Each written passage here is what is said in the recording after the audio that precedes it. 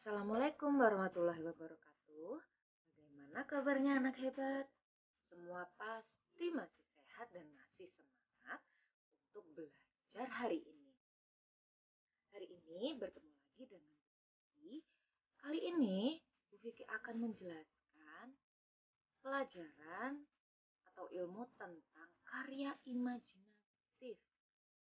Kira-kira karya imajinatif sih, karya imajinatif itu 2 dimensi atau 3 dimensi? Untuk lebih lanjut, kita simak penjelasan berikut ya. Karya imajinatif kelas 2, tema 1, subtema 3, mengenal karya imajinatif 2 dimensi. Sebelum kita mulai pelajaran, mari kita berdoa terlebih dahulu ya. Berdoa dimulai.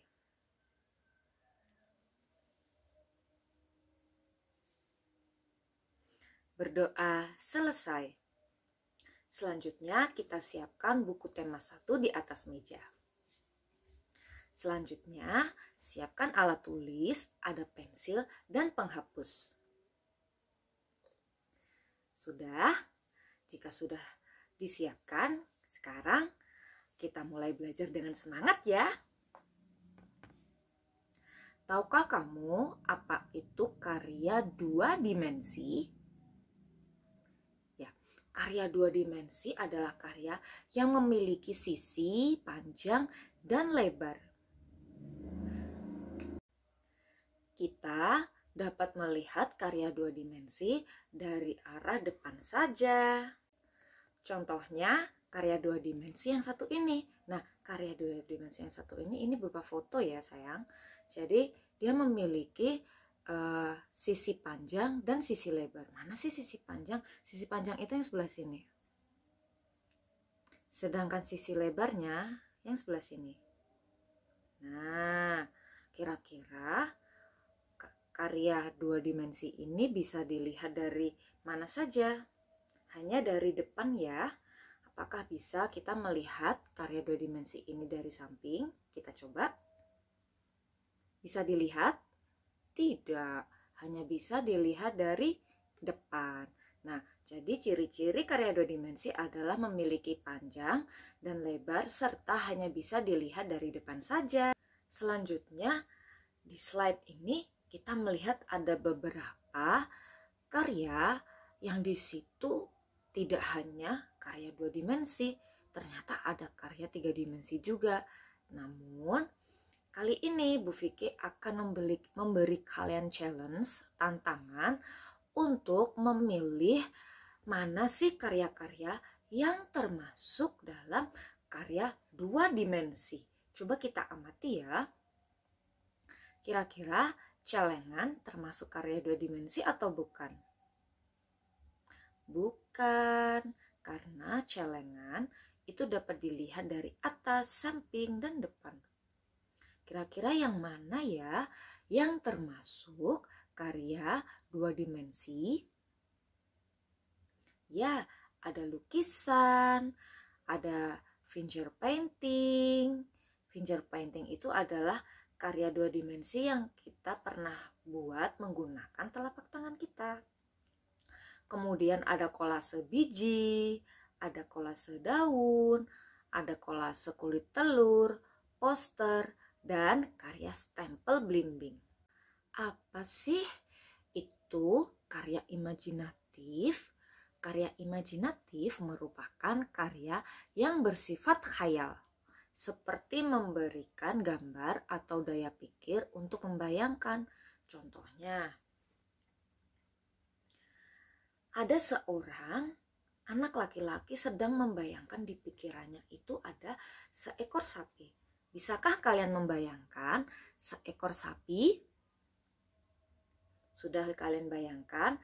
Nah, ketika kalian membayangkan seekor sapi, kemudian kalian bisa menggambar di kertas putih, di buku gambar, apa yang kalian bayangkan.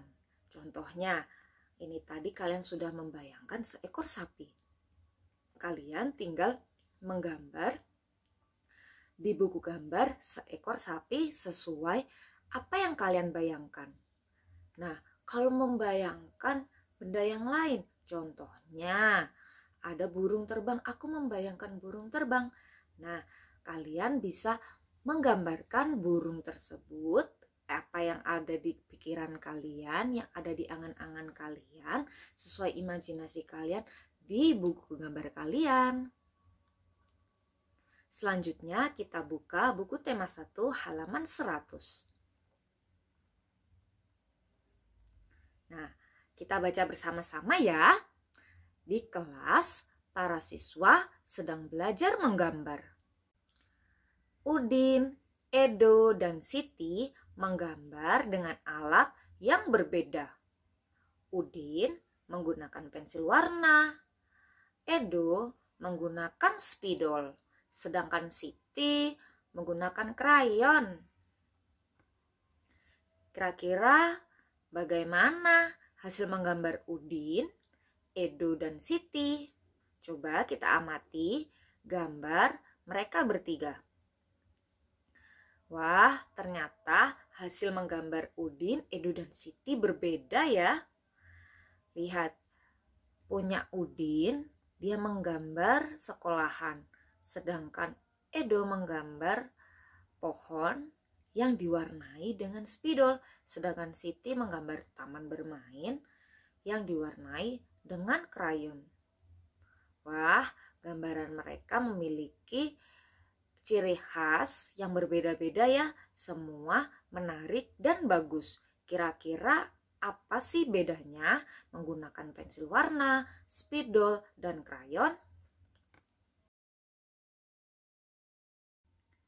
Pensil warna. Pensil warna itu adalah pensil yang terbuat dari kayu dan di tengahnya terdapat warna. Terkadang ada warna merah, biru, hijau, kuning, dan ada warna-warna yang lain.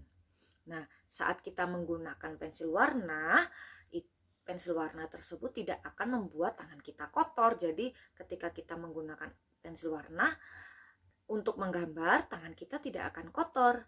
Kemudian hasilnya seperti apa sih? Nah, 1. Hasil menggambar menggunakan pensil warna terlihat rapi.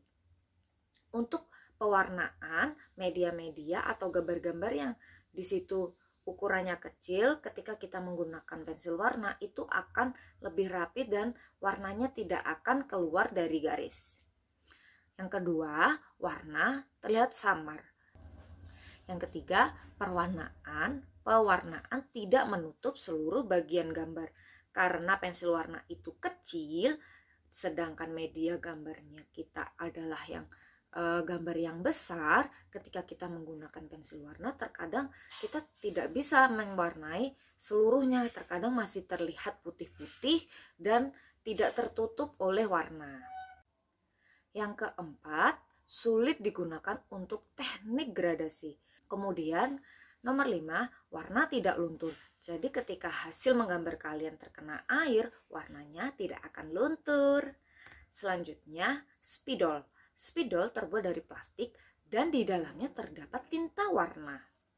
Biasanya spidol itu dilengkapi dengan tutup. Nah, kemudian saat digunakan tidak akan kotor di tangan. Jadi tangan kita akan selalu bersih ketika kita menggunakan pewarnaan menggunakan alat spidol. Kemudian hasilnya seperti apa? 1.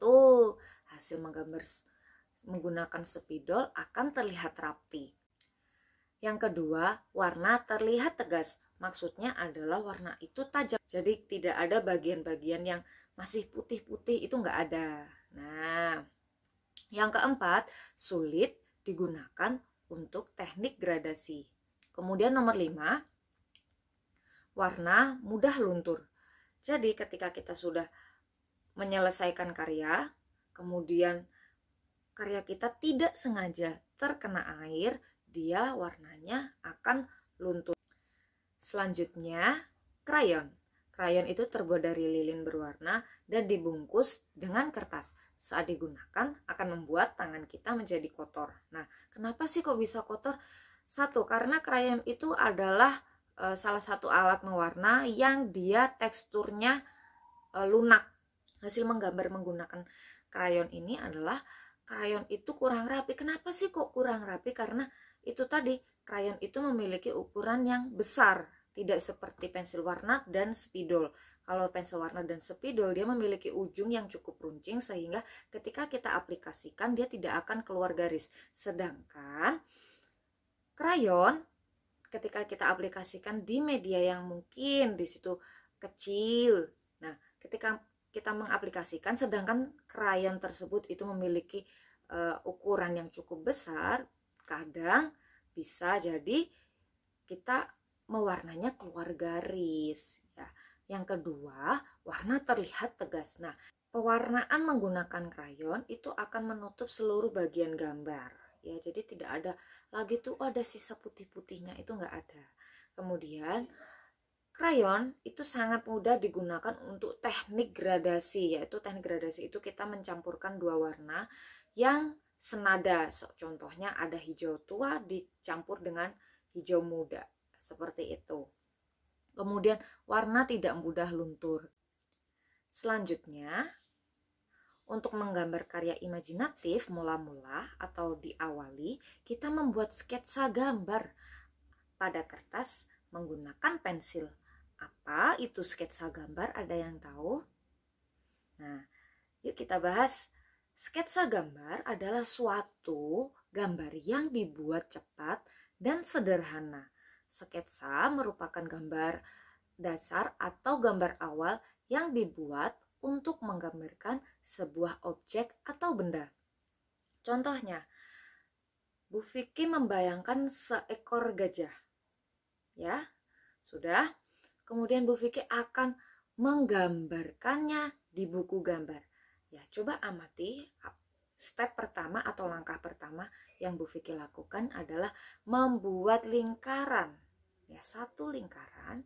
Kemudian step kedua, Bu Vicky akan membuat belalainya dengan cara membuat garis lengkung. Kemudian untuk telinganya Bu Vicky membuat garis oval ya. Kemudian dilanjutkan sampai selesai. Nah, seperti itu. Jadi sketsa gambar itu adalah urutan kita menggambar sebuah objek. Nih, sekarang coba amati. Ada sketsa gambar sapi. Yang pertama, kita membuat lingkaran. Kemudian di dalam lingkaran kita membuat dua lingkaran yang itu akan menjadi matanya, mata dari hewan sapi. Kemudian bikin telinga, tanduk. Kemudian kita buat hidungnya. Nah, mudah kan? Nah, sketsa gambar ini memang digunakan untuk mempermudah kita dalam menggambar sebuah objek. Sekali lagi, nih ada sketsa gambar tikus. Selanjutnya, bagaimana cara menggambar imajinatif? Nah, sudah kelihatan kan? Yang pertama, apa yang harus kita lakukan? Kalau kita mau menggambar imajinatif, yaitu satu, menentukan objek atau gambar apa yang akan dibuat. Nah, seperti tadi kita sudah membuat gambar gajah, kita membuat gambar sapi ataupun tikus. Jadi kita harus punya angan-angan dulu ya, kira-kira mau bikin gambar apa gitu. Yang kedua, mulai gambar dengan sketsa. Nah, kalau sketsa tadi ada urutannya ya, dimulai dari membuat lingkaran atau membuat oval atau dan lain sebagainya sesuai dengan objek yang akan kita buat. Yang ketiga, selesaikan gambar hingga sesuai dengan imajinasimu. Jadi sketsa tersebut kita selesaikan sampai menjadi objek yang sesuai dengan apa yang kita angan-angankan atau yang ada di imajinasi kita. Yang keempat, warnai gambarmu agar lebih bagus. Kalian bisa menggunakan pensil warna, spidol, cat air, atau krayon sesuka kalian dan senyaman kalian. Yang terakhir, ayo mencoba. Nah, buka lembar kerja SBDP dan cobalah menggambar imajinatif di lembar yang sudah disediakan. Nah, jangan lupa diwarna juga ya biar lebih bagus. Nah, coba lihat di belakang. Ini adalah hasil karya yang sudah Bu Vicky buat. Bu Vicky di sini menggambarkan atau melukis sebuah hewan yang namanya biasanya kita bilang jerapah. Sedangkan yang ada di sebelah sini ini adalah hewan zebra. Nah, ini termasuk karya 2 dimensi karena hanya bisa dilihat dari depan saja ya. Oke, kalian pasti sudah membuat juga karya 2 dimensi. Selanjutnya, Bu Vicky udah bikin sebuah games namanya Candyland. Nah, Candyland itu adalah sebuah games yang di sana kalian akan bermain atau kalian akan menjawab beberapa pertanyaan yang sudah Bu Vicky buat. Kemudian jika kalian menemukan atau jawaban yang salah atau kalian salah dalam memilih jawaban, seperti biasa kalian tinggal pencet try again. Oke, selamat bermain. Semoga kalian suka sama gamesnya dan semoga pembelajaran hari ini menjadi pembelajaran yang sangat menarik dan bermanfaat bagi kalian ya. Oke, wassalamualaikum warahmatullahi wabarakatuh. Dadah.